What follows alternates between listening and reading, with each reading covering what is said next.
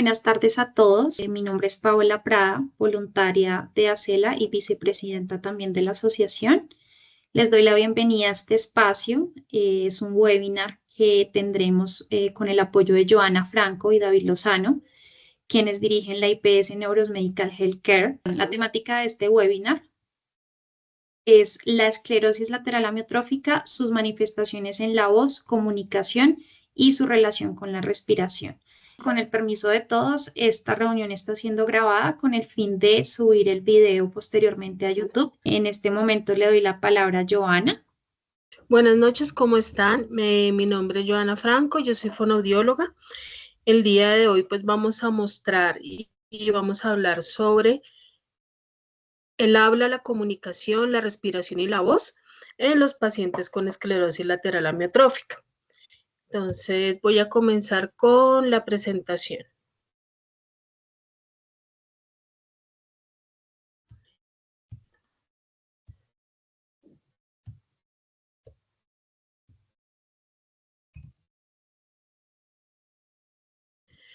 ¿De qué vamos a hablar el día de hoy? Entonces voy a hablar de unas generalidades para que de pronto puedan hacer esa diferenciación entre el habla, la voz, la respiración y la comunicación. A veces tenemos un poco confuso qué es habla, qué es voz y qué es cada uno de estos componentes. Teniendo en cuenta eso, pues el habla es la forma de articular las palabras, la voz es como la melodía de lo que nosotros estamos hablando, que involucra el tono, el timbre y la intensidad, la respiración, que es la que nos da todo el apoyo para el habla y la voz, y también vamos a dar las características de cada uno de estos y el manejo que se puede dar en casa. Después de que hacemos toda esta diferenciación, vamos a hablar sobre comunicación verbal y los sistemas de comunicación aumentativa alternativa.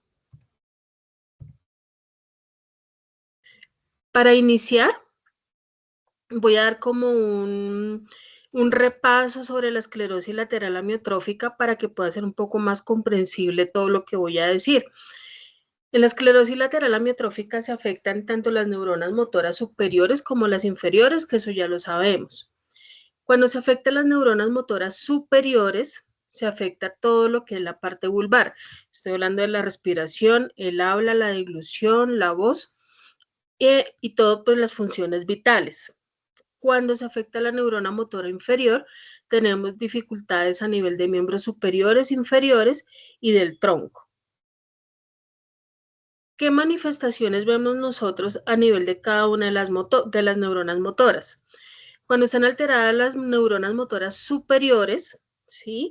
Eso es lo que nos lleva a nosotros a dificultades en los reflejos a nivel mandibular, a nivel faríngeo, características pseudovulvares. ¿Qué quieren decir características pseudovulvares?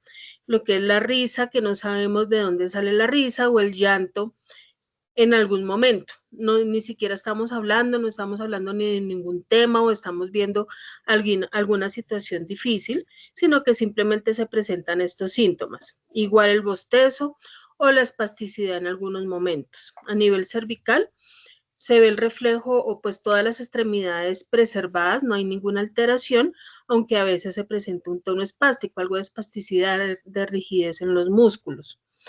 A nivel del tórax, se pueden perder algunos reflejos del abdomen y también se puede ver algo de espasticidad.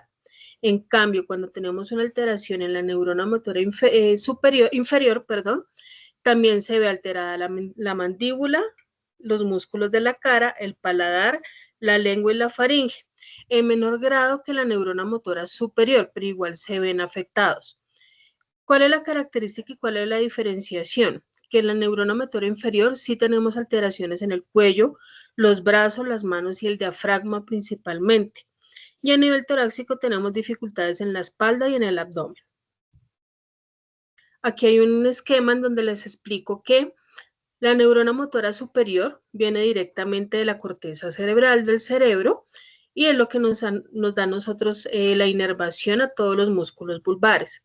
En cambio, cuando la tenemos en la neurona motora inferior, son los que vienen de la médula espinal y son todos estos síntomas a nivel de tronco, miembros superiores e inferiores. Entonces voy a hablar directamente del habla. Pues el habla pues es la forma como nosotros articulamos las palabras. ¿Qué sucede en el ELA? Lo primero que se afecta son las neuronas motoras del nervio hipogloso. ¿Qué es este nervio? Es el nervio que encontramos tanto en la lengua como en la laringe, ¿sí? Por eso es que se ve tan afectada la deglución y el habla. Generalmente se ven afectados primero los movimientos de la lengua, los movimientos de la laringe antes de que los movimientos de la cara y los movimientos de la mandíbula, y es por esta inervación. La disartria es la alteración en la pronunciación de las palabras. El habla no se da por sí sola, depende de otros factores como lo es la respiración, la voz, la resonancia de donde nos salen los sonidos y la integración neurológica que tengamos nosotros, que estoy hablando aquí directamente de la inervación de neuronas motoras superiores y neuronas motoras inferiores. ¿Qué características vemos generales en una disartria? Entonces, dificultad para articular las palabras, habla lenta, voz con ronquera, debilidad, fatiga, baja intensidad en la voz, monotonía, es decir, que no hacemos ningún tipo de inflexión, todo se escucha al mismo tono, frases cortas porque no hay suficiente habilidad para pronunciar, pausas inapropiadas por la incoordinación en la respiración, hipernasalidad por la debilidad del velo del paladar. El velo del paladar es esa telita que tenemos arriba en el paladar que la podemos tocar atrás con la lengua. Ese es el velo del paladar. Y hay un flujo de aire disminuido. Posteriormente, cuando vamos en la progresión de la enfermedad, pues se van acentuando todos estos síntomas. Aquí voy a hacer una diferenciación en las disartrias que se ven en el ELA. Entonces, la disartria es una dificultad en el habla, pero en el ELA hay dos tipos de disartrias, una flácida y una espástica. ¿Qué quiere decir flácida? Que hay debilidad en los músculos. Esta disartria flácida está asociada a alteraciones en la neurona motora inferior, es decir, los pacientes que tienen alteraciones en miembros superiores e inferiores tienen una disartria flácida. Los pacientes que tienen una alteración en la neurona motora superior, es decir, a nivel vulvar, tenemos una disartria espástica. Entonces voy a hablar primero de la disartria flácida.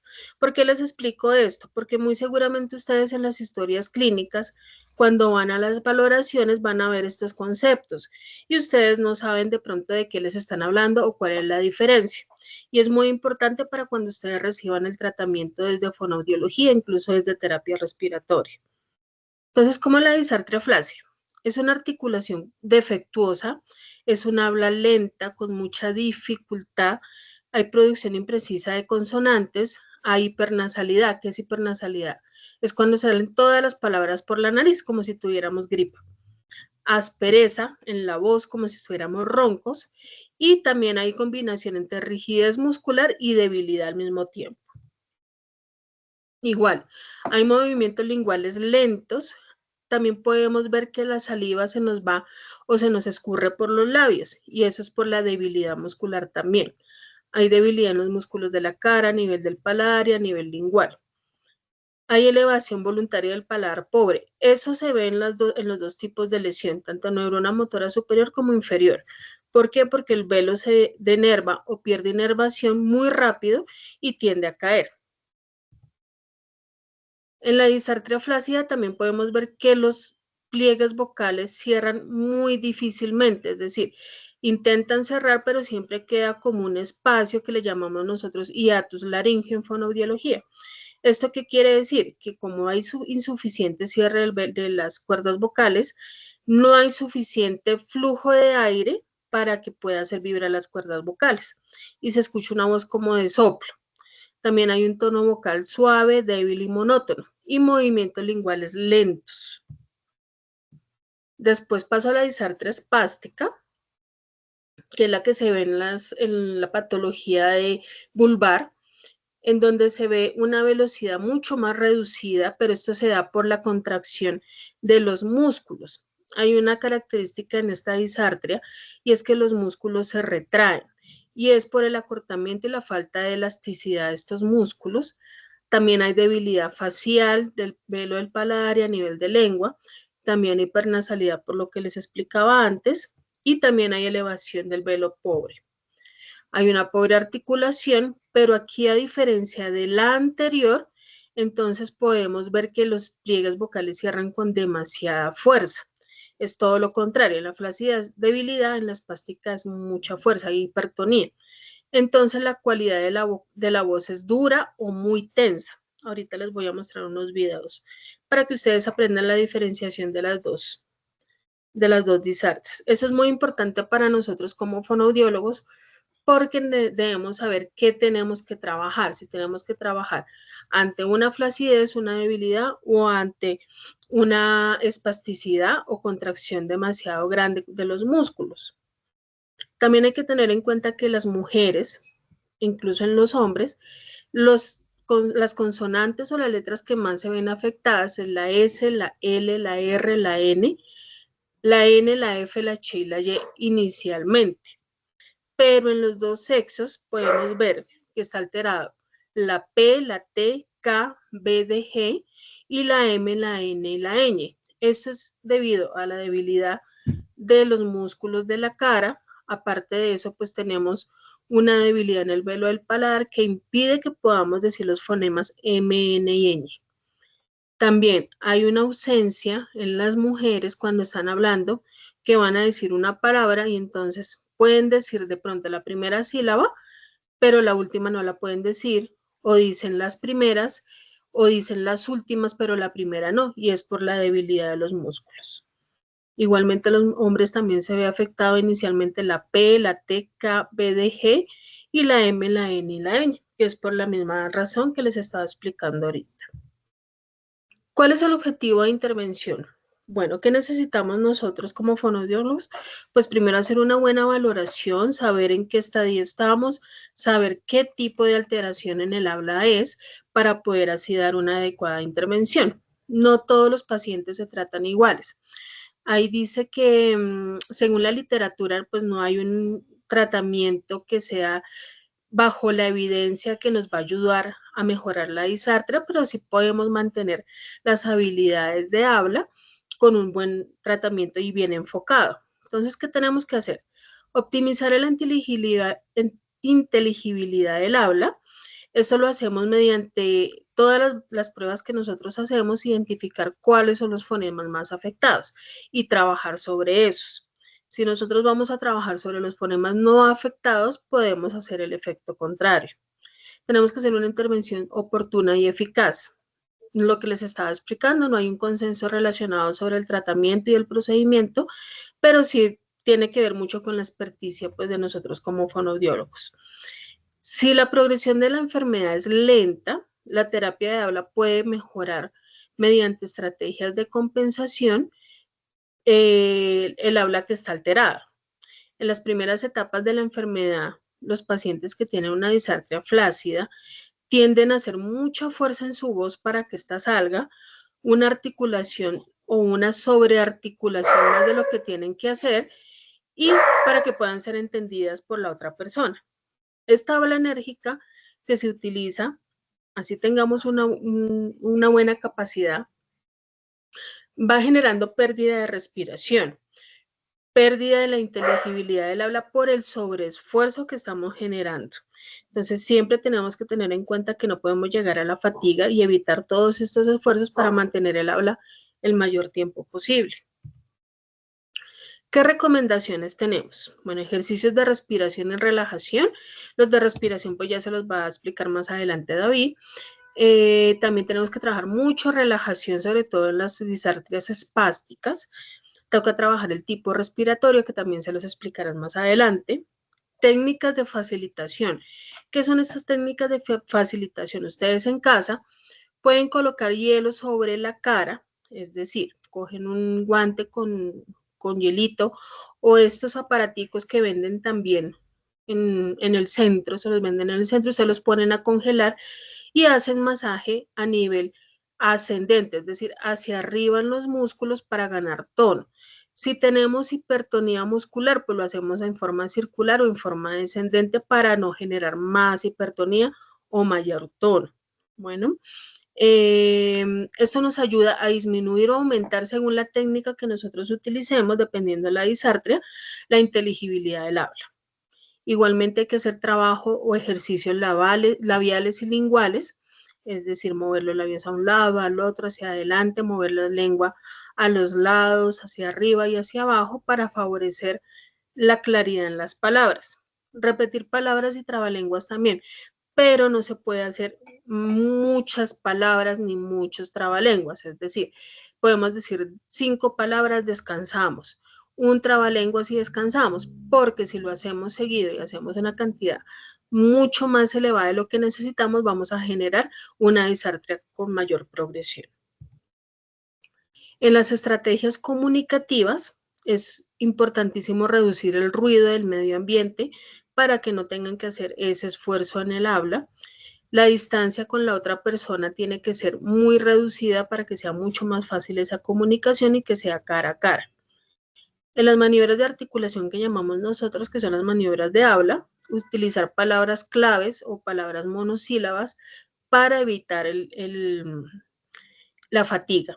Palabras alternativas, es decir, si no podemos pronunciar una palabra, la cambiamos por una que sea sinónima y que nos ayude a mejorar la capacidad del habla.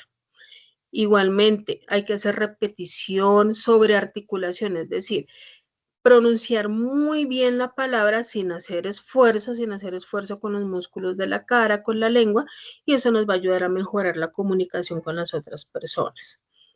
De todas formas, la disartria, pues sabemos que va progresando, entonces nosotros tenemos que empezar a hacer un entrenamiento en sistema de comunicación aumentativo y alternativo. ¿Por qué?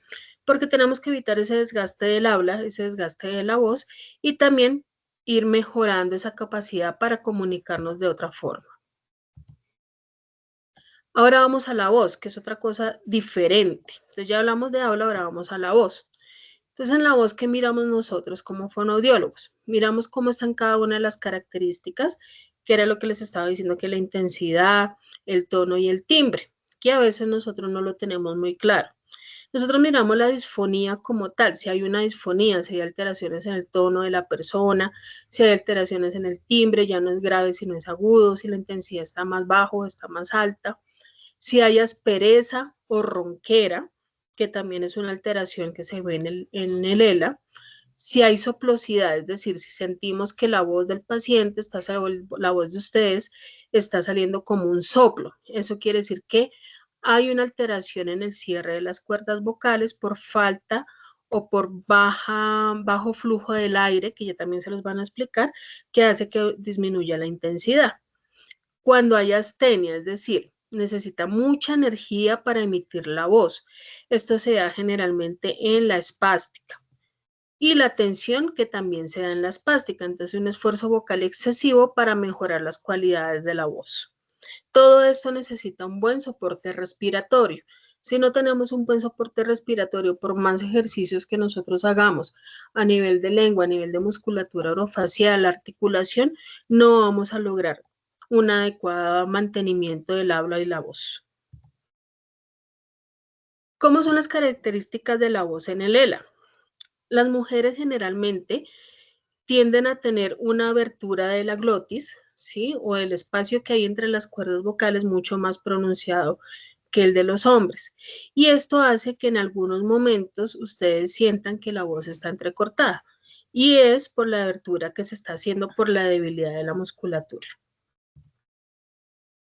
Durante el proceso de envejecimiento, todos los hombres cambian su voz, pero entonces en el hombre con ELA hay una disminución en la movilidad de la laringe y aparte de eso, en los movimientos de apertura y cierre de las cuerdas vocales. Eso hace que tengan que hacer mucho más esfuerzo para hablar o la voz se ponga mucho más ronca. También hay una disminución en el ascenso de la laringe. Nosotros cuando hablamos o cuando comemos, la laringe tiene que subir.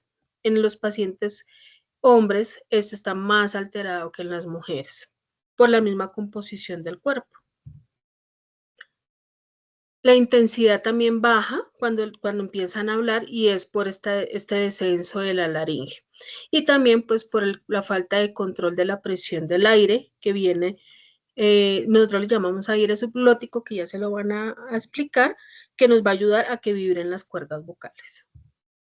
Entonces ya viene David a explicarles toda la parte de cómo se complementa fonoaudiología con terapia respiratoria para favorecer esa respiración para el habla.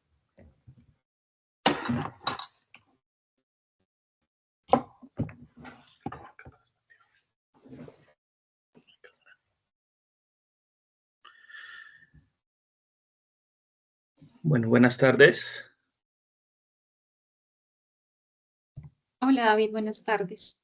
Hola, Paula, ¿cómo estás? Permíteme, bien, gracias. Antes de que inicies, para que todos tengan claridad, cuando David termine, vamos a dar espacio para preguntas. Quienes gusten pueden ir anotándolas en el chat o también hay una sección de preguntas y respuestas que tiene un símbolo con un signo de interrogación.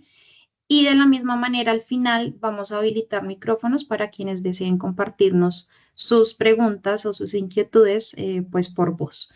Creo que con esto ya tenemos claridad, entonces te doy la palabra, David. Muchas gracias. Gracias, Paula. Bueno, buenas tardes para todos. Mi nombre es David Lozano, soy fisioterapeuta respiratorio y les voy a hablar de la relación de la parte respiratoria directamente en la voz. ¿Listo?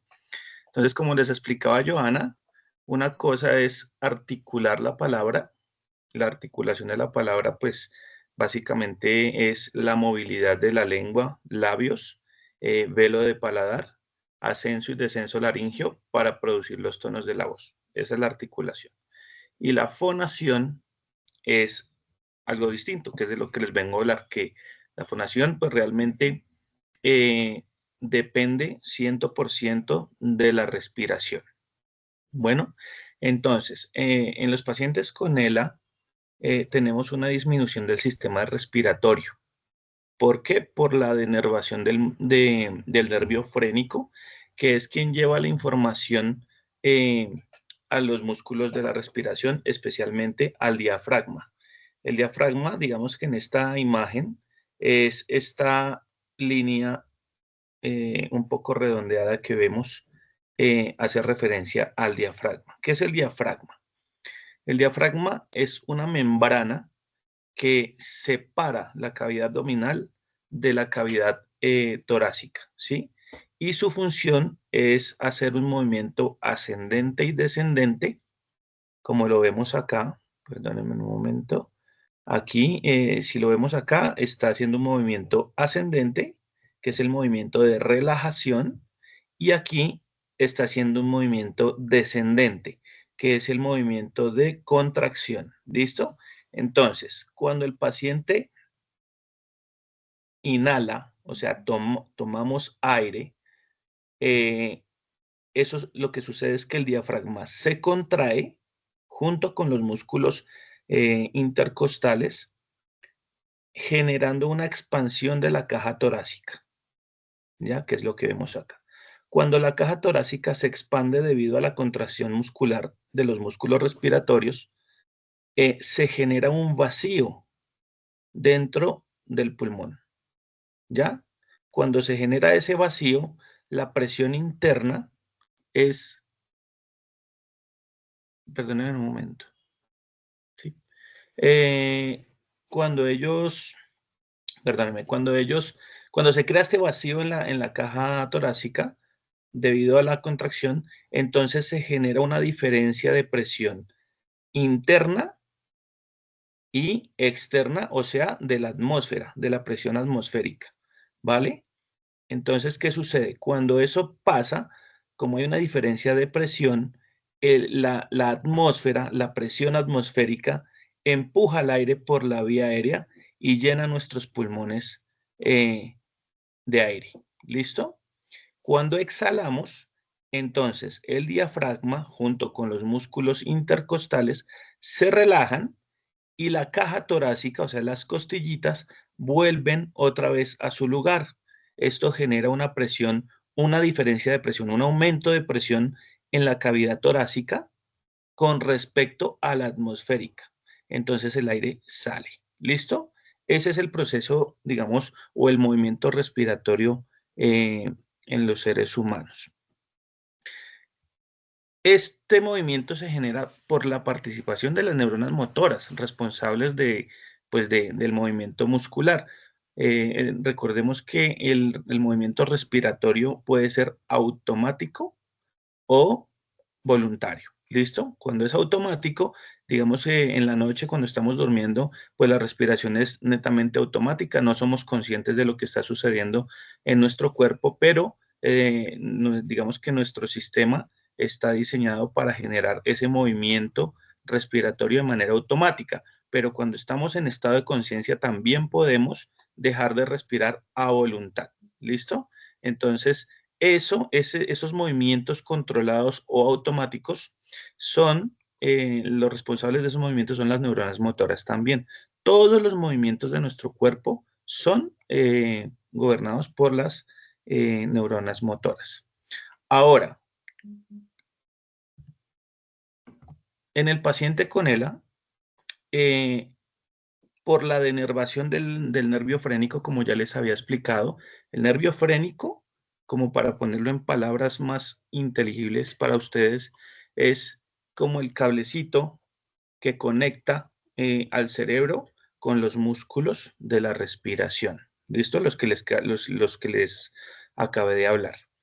En ellos, como la conexión está ya débil, no está llegando mucha información desde el cerebro hasta los músculos, la respiración se vuelve muy superficial, ¿sí? Entonces, cuando nuestros pacientes están en posición sedente, están sentados o están de pie, en algunas ocasiones pueden presentar algo que se llama disnea. ¿Qué es la disnea? La disnea es dificultad respiratoria o sensación de dificultad respiratoria, ¿ya?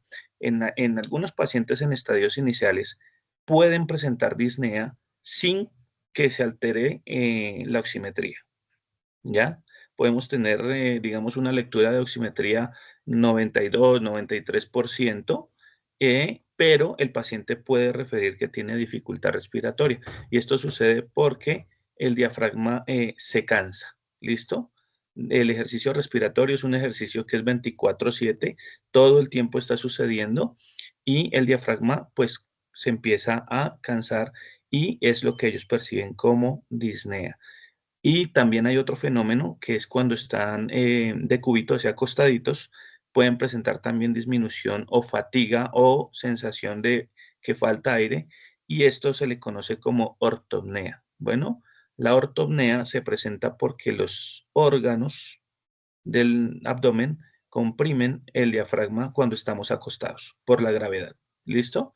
Entonces hay que tener en cuenta un poquito esos dos fenómenos para poder entender por qué mi paciente se siente ahogado cuando se acuesta, pero cuando está sentado no. O por qué mi paciente en algunos momentos, estando sentado, después de haber hecho alguna actividad no, digamos, una actividad física no muy pesada, simplemente caminar del baño a la cama, pues ya le genera dificultad respiratoria.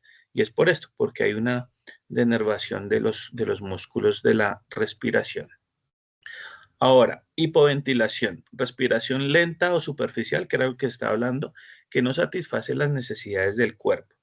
La hipoventilación sí la podemos, digamos, percibir con algunos, ¿cómo decirlo? Avisos para que sea más inteligible del cuerpo. ¿Listo? En algunos pacientes se puede presentar algo que se llama cianosis, que es que se nos ponen moraditas las puntas de los dedos de las manos o las puntas de los dedos de los pies o la lengua o los labios. Cuando esto sucede, yo como cuidador familiar debo de tener en cuenta que los niveles de oxígeno en mi paciente no son óptimos. Por ende, debo de poner el pulso oxímetro, mirar en cuánto está y pues poner su equipo de ventilación mecánica si el paciente cuenta con él o en algunos casos, aunque no es, digamos, no es recomendable, pero en algunos casos si la hipoventilación es muy alta, pues también podríamos ayudar con oxígeno. Hipoxemia, niveles bajos de oxígeno en sangre, que es lo que estamos hablando. Hipercapnia. ¿Qué es la hipercapnia? La hipercapnia es el aumento del dióxido de carbono en sangre, ¿ya? No tenemos un mecanismo como el pulsoxímetro, que es un mecanismo que nos ayuda a leer los niveles de oxígeno en sangre. No tenemos o no existe aún un equipo domiciliario que nos pueda dar una lectura de CO2 en sangre. La única forma de poder saber si tenemos una hipercapnia o estamos empezando algo que se llama acidosis respiratoria es con una prueba de gases arteriales. ¿listo? Que pues esto sí ya se hace a nivel hospitalario y pues nos dan todos los valores de cómo está nuestra química sanguínea. Insuficiencia respiratoria. Los pulmones no pueden llevar suficiente oxígeno a la sangre y eliminar el dióxido de carbono. En la respiración, en el ejercicio respiratorio que les explicaba ahorita en este diagrama, es tan importante la inspiración como la expiración. ¿Listo? Entonces, ya sabemos que en la inspiración lo que buscamos es tomar unos niveles o unas cantidades de aire rico en oxígeno. Bueno, digamos que en términos, digamos, de salud, hablamos de algo que se llama la FiO2. La FiO2 es fracción inspirada de oxígeno por minuto. Entonces, cada vez que nosotros hacemos una inspiración, nuestra FiO2 es del 21%. ¿Por qué del 21%? Porque en el aire común que respiramos todos los días hay el 21% de oxígeno, ¿ya? El 79% restante son otros gases como gas carbónico, como, bueno, se me olvidan ahorita, pero son distintos tipos de aire, pero hay 21% de oxígeno. Ese 21% de oxígeno es el que nos da digamos, la cantidad necesaria de oxígeno para tener niveles óptimos de oxígeno en sangre, ¿ya? Eso en cuanto a la inspiración. Ahora, en la expiración es igualmente importante. ¿Por qué? Porque cuando nosotros expiramos, lo que nosotros soltamos es CO2, ¿ya? Gas carbónico. Cuando nosotros no tenemos una muy buena expiración, no podemos soltar todo el CO2 que estamos eliminando a partir del intercambio gaseoso en nuestros alveolos, que es la célula, digamos, del pulmón, se empiezan a elevar los niveles de CO2 en sangre, ¿ya? Y esto genera un fenómeno que se llama hipercapnia o acidosis respiratoria, ¿ya? Y pues eso no es bueno para nosotros porque el CO2 nos genera algo que se llama narcosis, ¿ya? Nos genera una intoxicación en nuestro cuerpo y no es lo que queremos. Bueno, por eso es tan importante en las terapias respiratorias, no es solamente aprender a inspirar y a manejar mi diafragma, sino a expirar y manejar mis músculos auxiliares para la expiración. Entonces, respiración y su relación con la voz. Disminuye la fuerza del diafragma por la falta de inervación. Ortopnea y disnea, que ya se los había explicado, sensación de falta de aire cuando estamos acostados, y disnea, sensación de falta de aire cuando estamos sentados o de pie o después de hacer alguna actividad física que no sea de gran impacto. Hipoventilación nocturna. Falta de sueño, fatiga, exceso de somnolencia diurna y dolores de cabeza. Bueno, en la noche es más factible que nuestro paciente, más que todo cuando están en estadios primarios, tenga esta característica. ¿Por qué? Porque los pacientes cuando están en estadios primarios no pecan, o sea, no pecamos por ignorancia, sino porque pues obviamente en muchas ocasiones los pacientes ni siquiera conocen la enfermedad ni qué es lo que está sucediendo pues con su cuerpo. Entonces, la hipoventilación nocturna es muy común porque estamos acostados, ¿ya? Y eso genera ortopnea. ¿Por qué genera ortopnea? Porque les voy a explicar aquí. Esta es nuestra caja torácica. Aquí están los pulmones dentro, ¿cierto? Y aquí, justo donde estoy señalando, se encuentra el diafragma. Pero debajo del diafragma están todos los órganos de la cavidad abdominal. Entonces, vejiga, intestinos, páncreas, estómago, hígado. Y el hígado, que es un órgano bastante grande y pesado, es justo el vecino, pues, de nuestro diafragma. Entonces, el hígado se genera una presión sobre el diafragma cuando estamos acostados y el diafragma tiene que empujar al hígado todo el tiempo. ¿Listo?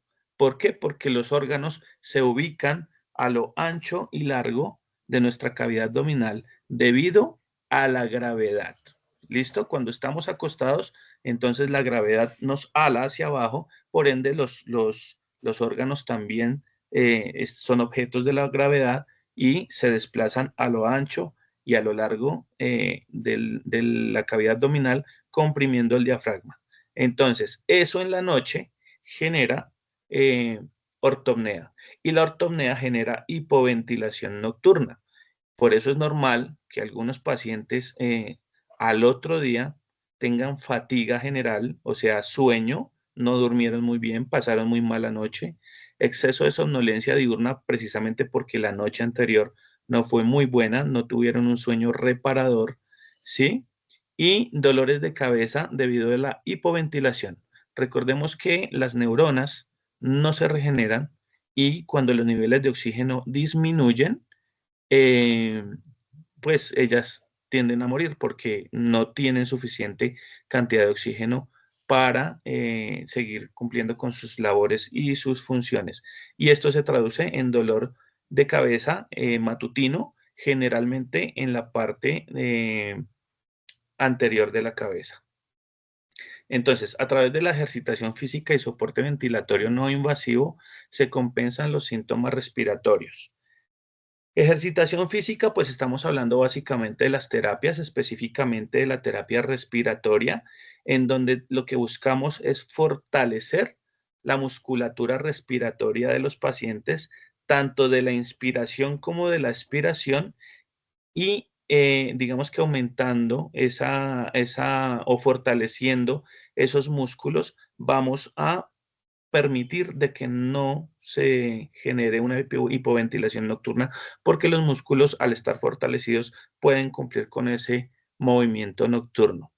En pacientes que tienen estadios más avanzados, es necesaria la ventilación no invasiva o BiPAP.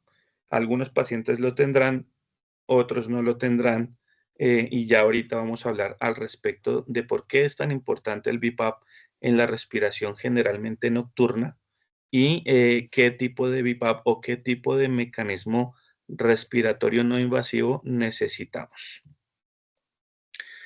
Bueno, entonces aquí en este diagrama quiero explicarles un poco cómo la parte de los músculos de la respiración. Entonces, músculos inspiratorios y músculos expiratorios. Entonces, en la inspiración, generalmente cuando estamos sedentes, o sea, sentaditos, o estamos viendo televisión, leyendo un libro, el principal músculo responsable de la respiración es el diafragma. Él es el que cumple la mayoría de la respiración de nosotros los seres humanos cuando estamos en posiciones sedentes, o sea, estamos quietos, estamos en reposo.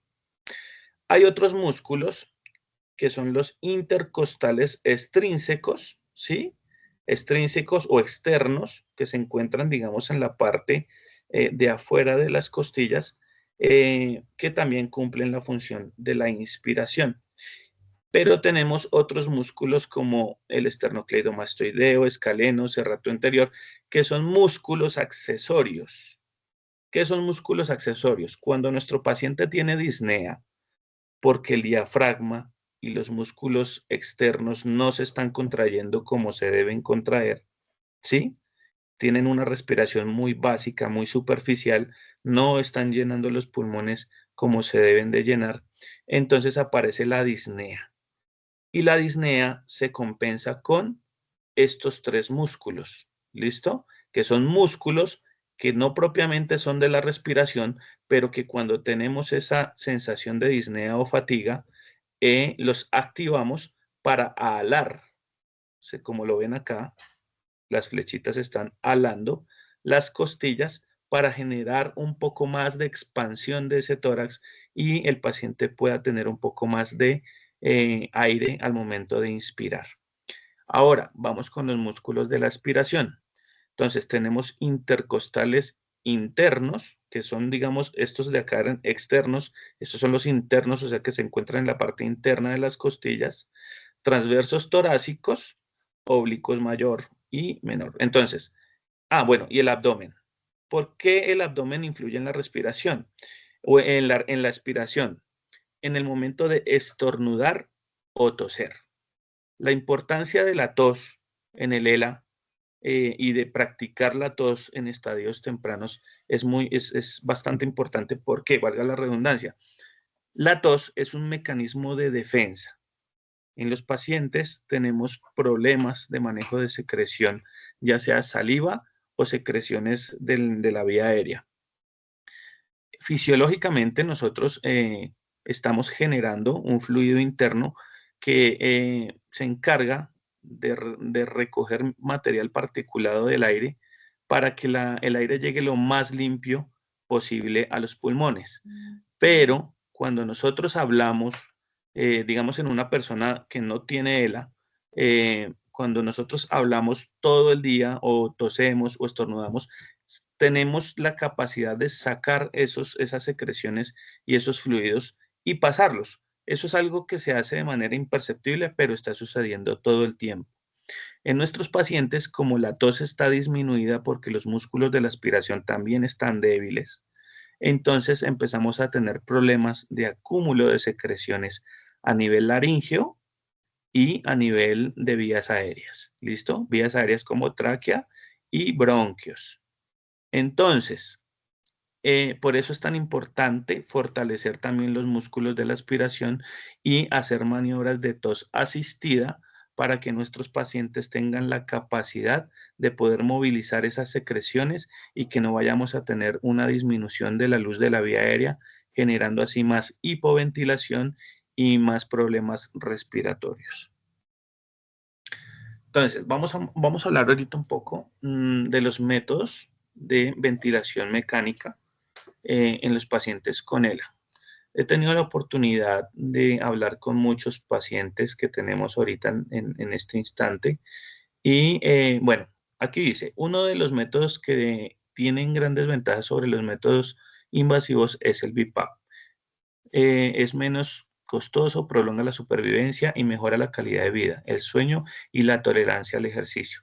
Entonces, ¿qué es el BiPAP? Yo creo que muchos de ustedes aquí lo tienen, algo otros no lo tendrán. Entonces, el BiPAP es este equipo que vemos del lado derecho. BiPAP significa equipo de ventilación mecánica binivel. Binivel, ¿por qué? Tiene dos presiones, ¿ya? Entonces, tiene dos presiones. Entonces, tiene una presión inspiratoria y tiene una presión expiratoria, ¿ya? Entonces, debemos de tener en cuenta de que este equipo siempre tiene un flujo de aire positivo. Cuando digo positivo, es como lo vemos acá en la imagen, que es una corriente de aire que siempre está entrando en la vía aérea del paciente, ¿ya? Entonces, en la presión inspiratoria, ¿sí? Cuando el paciente toma aire, es la presión más alta, ¿ya? Generalmente, no todos los pacientes son iguales, dependiendo del estadio de la dificultad respiratoria que tengan, las presiones son formuladas para ellos, pero generalmente se está manejando presiones de 10, 11 o 12 en IPAP. El IPAP es la presión positiva inspiratoria, ¿listo? Que es cuando el paciente toma aire. Entonces, 10 centímetros de agua es la presión. Generalmente 10, 11 o 12, dependiendo de la dificultad respiratoria, pero estamos en ese rango. Después de que el paciente inspira, viene la expiración, o sea, soltar el aire. También el equipo va a entregar una presión positiva, pero esa presión es menor. Generalmente la estamos trabajando 8, 7, dependiendo de la formulación del neumólogo. Entonces, la presión inspiratoria lo que genera es que el paciente pueda hacer, digamos, pueda obtener el oxígeno suficiente para cumplir con los requerimientos de la ventilación.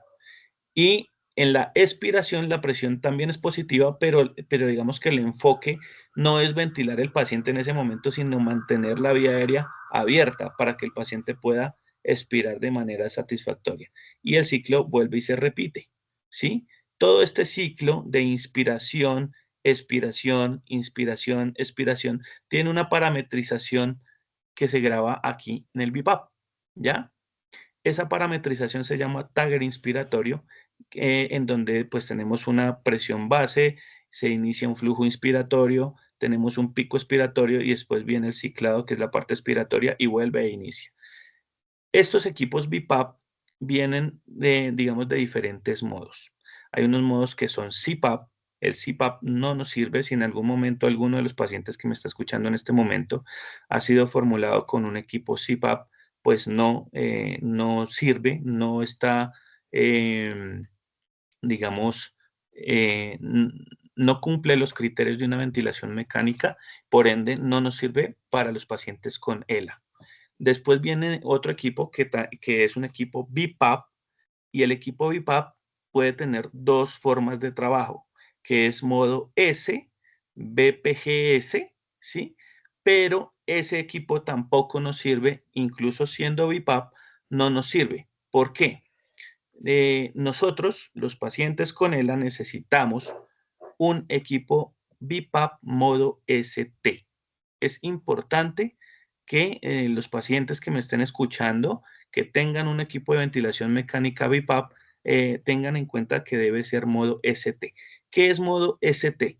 El modo ST básicamente es un modo en donde el BIPAP acompaña al paciente en su ejercicio respiratorio, ¿listo? En la frecuencia respiratoria. Entonces se llama un equipo ST de soporte de frecuencia respiratoria. En los pacientes, incluso más que la presión, lo más importante es el soporte de la frecuencia respiratoria. Si yo tengo un equipo que no sea ST, y de pronto el somnólogo o de pronto el neumólogo que haya visto al paciente, digamos que tomó una lectura de su frecuencia respiratoria de 13 respiraciones por minuto, por decir una cifra. Resulta que el paciente se va a su casa, se conecta al equipo y empieza a respirar. Y digamos que en ese momento tiene 13 respiraciones por minuto. Entonces va a estar acompañado de su equipo. Pero en el momento de que nuestro paciente cambie esa frecuencia respiratoria, pues el equipo no va a estar acompañando a mi paciente en ese momento porque la frecuencia no va a ser la misma la que tiene el paciente que la que tiene el equipo. Mientras que el modo ST se ajusta automáticamente a la necesidad de la frecuencia respiratoria de nuestro paciente. Por eso es tan importante y se hace mucho énfasis, o por lo menos la doctora Marta sí hace mucho énfasis en que el equipo debe ser un BIPAP modo ST. ¿Listo? Ya lo que es la configuración o la parametrización del equipo, pues eso se hace por medio pues ya de la titulación de BIPAP, en donde se formulan unas presiones. Yo tengo una disyuntiva un poco ahí con el tema de la formulación del BIPAP con la titulación. ¿Por qué? Porque pues digamos que el somnólogo hace un ejercicio con el paciente, entonces el paciente lo llevan a dormir, lo conectan al equipo y dormido empiezan a ajustar presiones a ver con cuál presión el paciente demuestra mejor saturación de oxígeno y mejor trabajo respiratorio en la noche. Pero sucede algo, los pacientes generalmente no se acoplan muy rápido a esas presiones iniciales o a esas presiones formuladas. Entonces, yo lo que he venido haciendo con algunos pacientes es hacer un trabajo adaptativo, en donde empezamos con unas presiones base, unas presiones bajas, para que el paciente aprenda a respirar con el equipo, para que el paciente empiece a adaptarse a ese ejercicio respiratorio no automático, porque pues allí el equipo es quien da el soporte. Y conforme el paciente va adaptándose, empezamos a incrementar las presiones de poco a poco hasta llegar a la presión formulada. Y digamos que esta técnica nos ha dado buen resultado con varios pacientes. Bueno, entonces es importante que ustedes aprendan a utilizarlo, que aprendan, digamos, cómo ajustar la máscara, cómo acomodar el paciente, cuánta humidificación tengo yo que poner en mi equipo para que mi paciente esté lo más cómodo posible, que el BiPAP no debe de estar por encima del paciente, sino por debajo del paciente, digamos en la altura. No debemos acomodar un BiPAP muy arriba, sí, generalmente tiene que estar un poco abajo de la cabeza del paciente, como se muestra aquí en la imagen. Digamos que todos esos tips son importantes para que tengan un buen uso del equipo. Pero digamos que lo que sí me quiero enfocar, lo que sí quiero hacer mucho énfasis en que el equipo tiene que ser un BiPAP modo ST. Cuando se habla, el aire en los pulmones pasa entre dos estructuras elásticas llamadas cuerdas vocales, lo que hace que vibren y produzcan voz. Entonces vamos a hablar ahorita un poco de la presión subglótica, que era lo que les estaba comentando ahorita Johanna. Entonces, ¿qué es la presión subglótica? Aquí nos vamos a devolver un poco a esta imagen. Entonces, cuando nosotros tomamos aire y llenamos nuestro pulmón, entonces en la laringe, justo encima de la tráquea, están las cuerdas vocales. Ellas se cierran y eso genera de que la presión, o sea, de que el aire que está dentro de nuestros pulmones quede almacenado allí sin poder salir. Hagan de cuenta como cuando uno infla un globo y le cierra la boquita. Entonces el globo queda inflado y el aire queda allí estancado, pero él quiere salir, ¿sí? Ese deseo de salir del aire es presión. Y eso queda allí en la glotis, o sea, en los pliegues bucales, en las cuerdas bucales, que son las que vemos acá, estas estructuras. Entonces, se genera presión en la parte, digamos, del tórax, los pliegues se cierran y cuando los pliegues se abren, comienzan a vibrar, se genera la voz. ¿Listo? Entonces, esa es la presión subglótica y esa es la forma en que nosotros generamos voz. Cuando los pacientes todavía tienen buen tono en la parte de la laringe, en la glotis, en las cuerdas, pues digamos que la voz tiene intención, es una voz fuerte, es una voz inteligible, pero cuando el paciente, volvamos aquí a esta, cuando el paciente inspirando no llena suficientemente sus pulmones, sino que toma muy poco aire, como por decir en esta imagen, pues hay menos presión. Entonces vamos a hacer una analogía para que me puedan entender. Hagan de cuenta de que ustedes inflan un globo muchísimo, hasta su capacidad máxima, ¿cierto? Entonces, cuando ustedes sueltan el globo sale como loco por todo lado porque está botando el aire que está dentro, ¿cierto? Pero si yo inflo ese globo menos, le pongo menos aire y lo suelto, pues va a salir, el recorrido va a ser muy poco, ¿cierto? Muy débil, porque no hay presión de aire. Entonces, al hablar, la presión subglótica es supremamente fundamental para que las cuerdas vocales vibren y generen una voz eficiente. Entonces, se genera por la sobrepresión del aire en el sistema respiratorio, que es lo que les estoy comentando. Se determina por el flujo de aire entre las cuerdas bucales la resistencia de dicho flujo. Entonces, varía el volumen pulmonar, que es lo que les comento, si es mucho aire el que se toma o si es poco aire el que se toma, y eso es lo que genera una voz eficiente. Entonces, es importante que nuestros pacientes manejen equipos, digamos como el threshold, que es un aparatico que utilizamos para trabajar la fuerza de inspiración y la fuerza de expiración. ¿Listo? Entonces, si vamos a trabajar presión subglótica, lo que tenemos que hacer es fortalecer la inspiración del paciente. Esto lo podemos lograr con el threshold. Podemos, dependiendo, digamos, de la debilidad que tenga nuestro paciente, podríamos graduar unas presiones que le permitan a él ejercitar y fortalecer esa parte de la inspiración. Entonces, presión subglótica y voz. El diafragma reduce el volumen de los pulmones al exhalar. ¿Listo? ¿Por qué? Porque la presión de la caja torácica, o sea, las costillas quieren volver a su lugar y eso es lo que genera la presión. Regálenme un momentico. Entonces, aquí en este diagrama, quiero mostrarles que aquí donde dice flujo, es la forma en que el aire se mueve del pulmón, que en este caso sería el lado izquierdo del diagrama, la resistencia, que serían las cuerdas vocales, y la laringe, que sería la parte después de las cuerdas vocales, ¿ya? Entonces, presión, aquí lo vemos como varios punticos que representan, digamos, el aire almacenado en el pulmón, la resistencia, que es la que está haciendo la cuerda bucal, y aquí hay menos presión porque pues es el aire que va saliendo después de la fonación. Bueno, entonces, esto se le conoce como fonación y depende 100% de la capacidad respiratoria y de la capacidad expiratoria del paciente.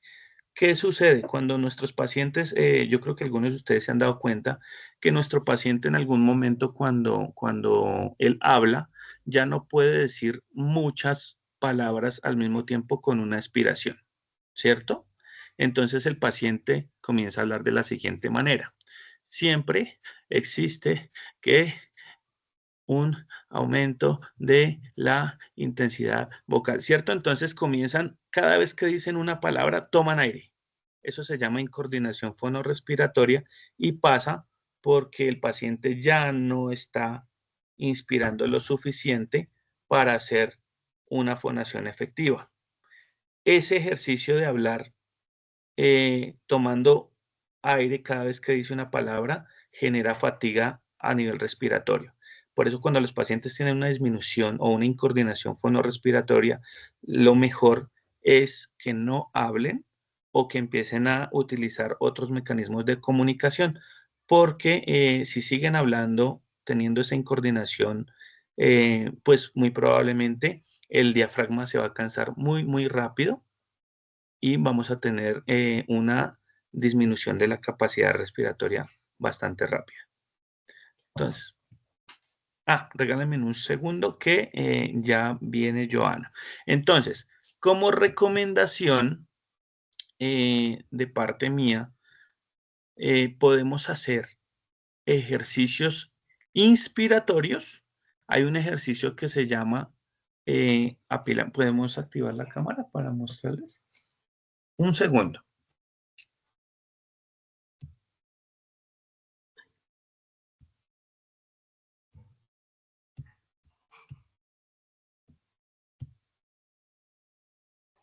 Ok, bueno, ahí me están viendo, ¿verdad? Listo. Entonces, hay un ejercicio muy bueno que podemos utilizar todos los pacientes con ELA, que se llaman inspiraciones apiladas. Las inspiraciones apiladas es un ejercicio que está diseñado para que los pacientes puedan incrementar su capacidad respiratoria, su capacidad pulmonar.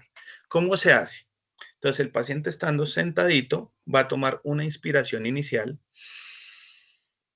hace apnea, sostiene el aire, no lo bota ni toma más aire, sostiene ahí y vuelve e inspira sin botar el aire. Sostiene y otra vez hasta llenar el pulmón y suelta con la S. ¿Listo? Ese ejercicio va a ayudar a que los pulmones, bueno, hay un fenómeno que se me olvidó hablarles de él, hay un fenómeno que se llama atelectasia. La atelectasia es un fenómeno en donde el parénquima pulmonar, o sea, la parte funcional del pulmón donde están los alveolos son como uvas. Hagan de cuenta racimos de uvas y hagan de cuenta que algunas de esas uvas son uvas pasas, están colapsadas. Entonces, eso hace de que la capacidad pulmonar disminuya. Cuando hacemos este ejercicio de inspiraciones apiladas, estamos generando presión de aire interno dentro de los pulmones y eso hace que los alveolos que están colapsados empiecen a inflarse nuevamente y a hacer intercambio gaseoso, aumentando la capacidad respiratoria de nuestros pacientes. Entonces podemos hacer inspiraciones apiladas, podemos hacer trabajo con ambú, obviamente esto tiene que ser hecho de pronto para los pacientes que tienen terapia respiratoria, tiene que ser, el reclutamiento alveolar tiene que ser hecho por un profesional de la salud, tiene que ser hecho por un terapeuta respiratorio, en donde se utiliza un ambú, se hacen también inspiraciones apiladas generando presión en la vía aérea y en los pulmones del paciente, tratando de salir del colapso de esos alveolos que están cerrados. Y de esta manera aumentar la capacidad respiratoria, fonatoria y de manejo de secreciones del paciente. ¿Listo? Entonces es importante que tengan en cuenta que la fisioterapia respiratoria en el paciente con ELA es 100% necesaria, es fundamental si queremos seguir teniendo un ejercicio respiratorio que cumpla o que sacie la necesidad respiratoria del paciente. Bueno, entonces, recomendaciones para los pacientes. Si tenemos ya disminución del habla, disminución del tono de voz, no podemos hablar muy seguido, debemos de buscar otros mecanismos de comunicación. Preferiblemente, si tenemos ya un compromiso ventilatorio, debemos de buscar mecanismos que nos permitan movilizarnos en lo mínimo, hacer, digamos, algún tipo de ejercicio o traslado que no sea necesario para el paciente, porque esto va a generar de que tenga que respirar o tenga una dificultad respiratoria. Y utilizar el BiPAP modo ST, como ya les dije, preferiblemente en el sueño REM, sueño profundo, o en el sueño total en la noche, y en el día también en algunas ocasiones podríamos utilizarlo en la mañana o en la tarde, porque el BiPAP nos ayuda a disminuir el gasto del músculo respiratorio. Entonces, como recomendaciones generales, eso. Si tienen alguna pregunta, me la pueden dejar por el chat. Muchas gracias. Buenas tardes para todos.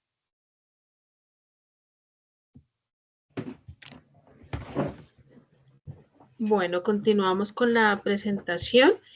Joa, permíteme un segundo, como estamos un poquito cortos de tiempo, no sé si les parece, David puede ir revisando las preguntas que tenemos en el chat. Yo he ido respondiendo algunas, pero creo que hay unas que se las dejo a ustedes como profesionales, mientras tú nos vas contando ya pues el resto de presentación que nos hace falta.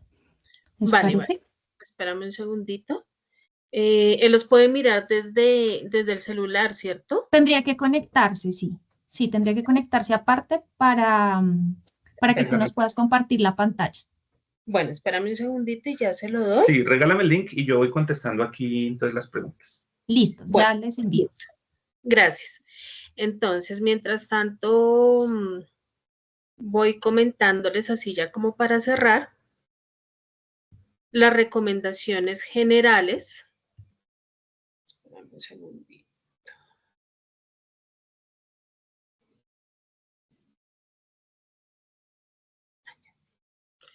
Bueno, entonces, ¿qué recomendaciones generales damos así rapidito para poder contestar las preguntas? Entonces, pues terapia de voz para favorecer y mantener todas las cualidades de obviamente con un buen soporte respiratorio. Si no tenemos un buen soporte respiratorio, pues por más trabajo que nosotros hagamos a nivel de articulación, de movilidad de labios y demás, no vamos a lograr mantener la voz y pues todo este proceso de comunicación.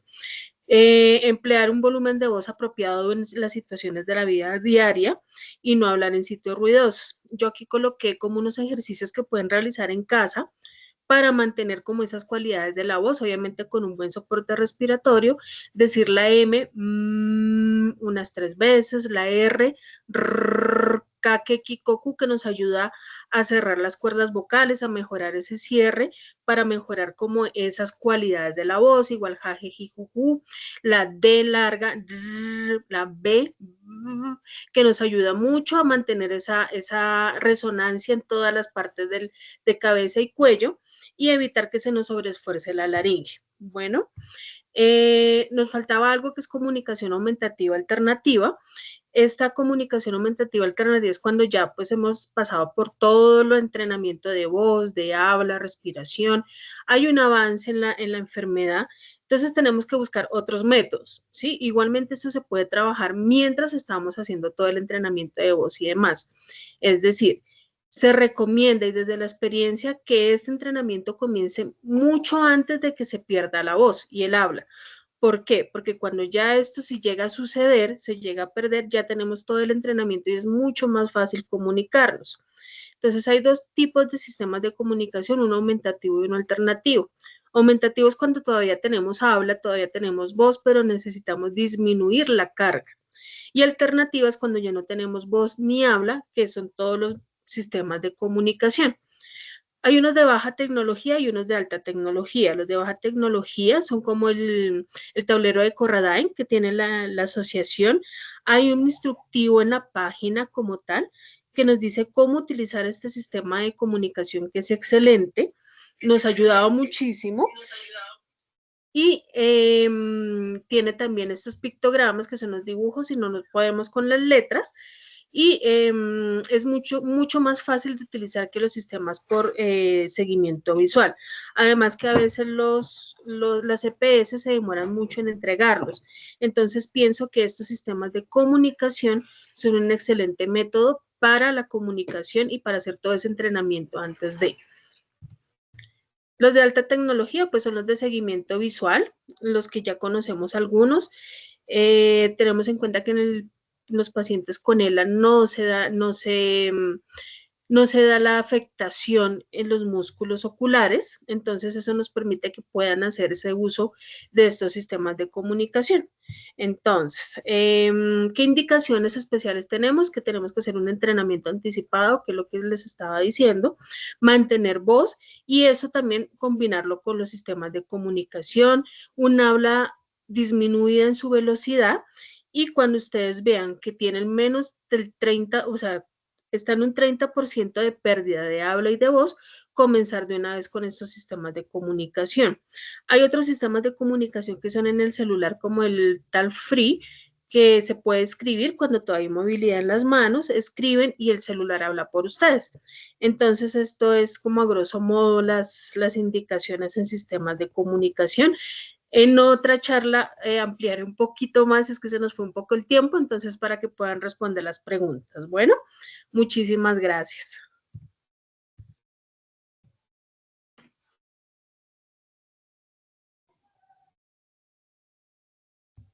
Bueno, Joana y David, muchísimas gracias por su apoyo. Yo creo que podemos ir respondiendo algunas preguntas. Dice Karen, mi mamá usa BiPAP, pero ella siempre se levanta muy somnolienta, no descansa. ¿Qué es lo que le afecta al sueño? Bueno, hay que mirar, digamos, en la parametrización del BiPAP, qué es lo que está sucediendo. Lo que pasa es que tenemos que tener en cuenta de que hay pacientes que les hacen el estudio de polisomnografía, les hacen titulación de BiPAP, pero realmente el tagger inspiratorio no está diseñado para ellos. Entonces, respiran, sí, respiran, pero el equipo no está dando el soporte que debe dar, no está generando la ventilación que debe dar al paciente y esto se traduce en una mala noche.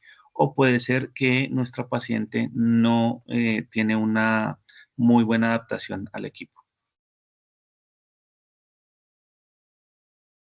Perfecto. Siguiente pregunta. ¿Qué ejercicios respiratorios pueden ayudar al paciente si el nivel de saturación de oxígeno es bajo?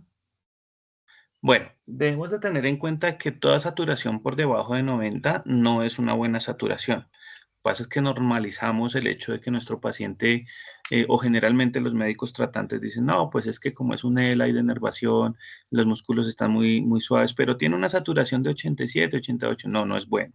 El paciente siempre tiene que tener una saturación por encima de 90. Los pacientes que tienen problemas de ventilación deberían de tener terapia respiratoria, preferiblemente con un profesional que sepa del manejo de ELA. Y si no lo tiene, pues podemos hacer ejercicios de inspiraciones apiladas. Podemos hacer un ejercicio que se llama reclutamiento alveolar, ¿sí? y trabajar mucho el threshold. Lo que pasa es que la respiración es un poco compleja y delicada. Un ejemplo, si una persona que no tiene experiencia en ventilación o en soporte, digamos, respiratorio, hiciese una técnica de reclutamiento alveolar con un ambú, pues podría generar problemas, digamos, al paciente, ¿sí? Como un roce pleural o un hemotórax. Entonces, por eso es importante que en la terapia respiratoria, en donde tenemos que ventilar o generar presión en nuestro paciente, pues sí tenga soporte de un profesional de la salud. Gracias, David. ¿Los parámetros del BIPAP se deben actualizar recurrentemente? Freddy nos pregunta o nos cuenta que los tiene desde hace 3 años. Bueno, allí ya tenemos un problema. Generalmente los pacientes tienen que tener un control por neumología, en donde el neumólogo les hace llevar el equipo o por lo menos la memoria SD del equipo. En esa memoria se guardan, digamos, todos los parámetros de ventilación del paciente. Y sí, digamos que después de un tiempo, cuando la enfermedad avanza y las necesidades respiratorias del paciente aumentan, es necesario, digamos, hacer una reparametrización del equipo por parte del servicio de neumología. Perfecto, vamos con otra pregunta. Por aquí nos pregunta Karen, ¿cómo diferencio el CPAP del BIPAP? Entiendo como físicamente el equipo. Ok, bueno, físicamente son iguales, ¿sí? Bueno, dependiendo de la marca cambian. Pueden ser, generalmente los que dan las EPS son equipos de marca, espérame que se me va ahorita, eh, Respironics de Philips, pero hay muchos equipos, hay chinos, hay de diferentes marcas. Todos cumplen la misma, digamos, función. ¿Cuál es la diferencia entre un CPAP y un BiPAP? El CPAP es un equipo que genera una presión constante, ¿sí?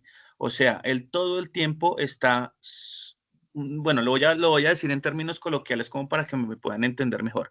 El CPAP todo el tiempo está soplando la máscara. Es una presión constante, es un flujo de aire constante, no cambia, ¿listo? El CPAP está hecho para personas que tienen apnea del sueño. Y allí quiero, digamos, que ser un poquito incisivo en esa parte porque hay profesionales de la salud donde llega un paciente con ELA, viene del somnólogo y entonces en la prueba de polisomnografía dice que el paciente está haciendo 25, 30, 40 apneas en la noche. Entonces el neumólogo dice, no, a este paciente hay que formularles un CPAP porque lo que está haciendo es apnea obstructiva. Y resulta que no. El paciente con ELA obviamente hace apnea obstructiva porque se denervan partes de la laringe, la vía aérea tiende a colapsar sobre sí misma, pero aparte de eso tiene una dificultad para tomar aire. Entonces, el CPAP es un equipo que genera una presión, un flujo de aire constante en la vía aérea para que la vía no colapse. El BiPAP tiene dos presiones, entonces tiene una presión de inspiración y tiene una presión de expiración. Entonces, cuando la presión de inspiración cuando el paciente inspira, pues la presión es mayor y cuando el paciente expira, la presión es menor. Esa es la diferencia. Bueno, y otra diferencia muy importante es que el CPAP, digamos que la Organización Mundial de la Salud, la OMS, no considera que un CPAP es un equipo de ventilación mecánica en un paciente que tiene que estar ventilado. El BiPAP sí cumple todos los requisitos de una ventilación mecánica. Gracias, David. María Elena Álvarez nos pregunta, nos cuenta, mi esposo con ELA duerme mucho boca arriba y su boca abierta. ¿Esto es malo para él? Generalmente pero el señor utiliza, el paciente utiliza Todavía BiPAP. no. Dice que a finales de mayo lo van a calificar para Ok. BiPAP. Bueno, el paciente con ELA generalmente tiende a dormir boca arriba, ¿sí? Porque es la forma en que, digamos, sienten que ventilan mejor. abre la boca porque hay una denervación en donde los músculos, pues obviamente de la mandíbula están faltos de tono, y cuando él duerme, a ver, les quiero explicar algo. Cuando nosotros dormimos, entramos en un estado de relajación, pero el ELA genera hipotonía, o sea, ya hay una relajación aún mayor. Entonces, eso genera de que abran la boca, de que la lengua se vaya para la parte anterior de la boca y generen apnea del sueño. Entonces, la recomendación para este paciente, mientras que le entregan su BiPAP, es que duerma a 45 grados. Bueno, para que pueda tener, digamos que la estructura de la laringe en una mejor posición y no haga apnea del sueño. Estoy aquí viendo una preguntita, regálame un segundo que quisiera contestarla. Dice que cuando el paciente se ahoga con la saliva, etcétera, ¿cuál es la mejor forma de ayudarlo? Bueno, la mejor forma de ayudarlo es haciendo tos asistida. Hay una maniobra, bueno, no les voy a decir el nombre porque es complejo, pero hay una maniobra como cuando una persona se atora comiendo, vamos a tomarlo por la parte de atrás, vamos a abrazarlo desde la parte de su estómago y vamos, cuando él expire, ¿sí? Cuando él quiera toser, o mejor aún, vamos a decirle que diga ajá.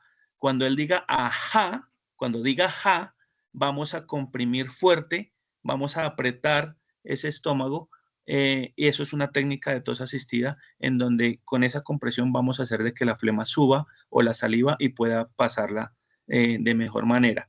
Y lo que debemos hacer con los pacientes que tienen problemas de manejo de secreciones o de saliva es hacer micronebulizaciones 3 veces al día si la saliva o la producción de saliva es mucha o la saliva es muy espesa, muy chicluda.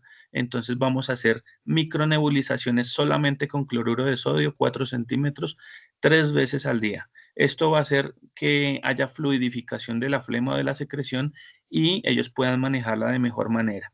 Es preferible eso a una aspiración. Gracias a todos por su tiempo, por conectarse en este espacio, por escuchar a Joana y David. Muchas gracias. Muchas Paola. gracias a todos. Que estén muy bien. Muchísimas gracias por escucharnos. Gracias a ustedes. Que tengan buena noche. Hasta luego. Hasta luego, que estén muy bien.